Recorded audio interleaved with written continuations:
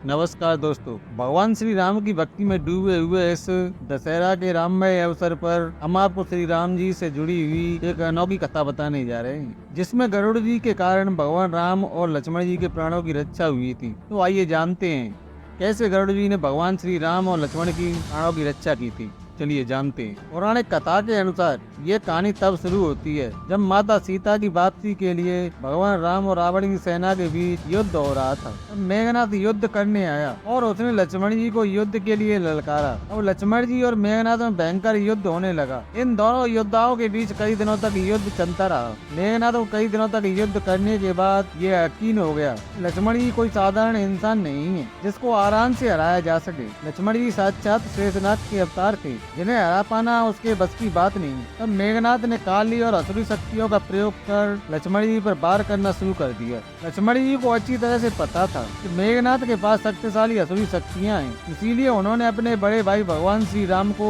मदद के लिए पुकारा। भगवान राम जब लक्ष्मण जी की मदद के लिए उनके पास पहुँचे और मेघनाथ के साथ युद्ध की तैयारी कर ही रहे थे, तभी मेघनाथ ने इस मौके का फायदा उठाया और वो अदृश्य हो गए। अदृश्य रूप में ही उसने दोनों भाइयों पर नागपाश शक्ति का प्रयोग कर उनको बंधन में बांध लिया। नागपाश के बाहर से दोनों भाई मूर्छित हो गए। तब हनुमान जी ने नागपाश से रक्षा के लिए पक्षीराज गरुड़ जी का आह्वान किया। बिना विलंब किए पक्षीराज प्रकट हुए और नागपाश के सभी नागों को एक एक करके खाने लगे, जिससे भगवान राम और लक्ष्मण नागपाश से मुक्त हुए। इस प्रकार गरुड़ जी ने युद्ध में भगवान राम और लक्ष्मण जी के प्राणों की रक्षा की थी। तो दोस्तों, आपने जाना कि कैसे गरुड़ जी ने श्री राम और लक्ष्मण जी की प्राणों की रक्षा की थी। तो यह कथा कैसी लगी हम आपसे उम्मीद करते हैं यह कथा आपको पसंद अवश्य आई होगी। तो इसे लाइक करने के साथ साथ इसे शेयर भी अवश्य करें, और अगर आपने हमारे भक्ति कहानियां चैनल को सब्सक्राइब नहीं किया है तो इसे सब्सक्राइब जरूर कर लें, ताकि हम ऐसी ही और भी आध्यात्मिक कहानियां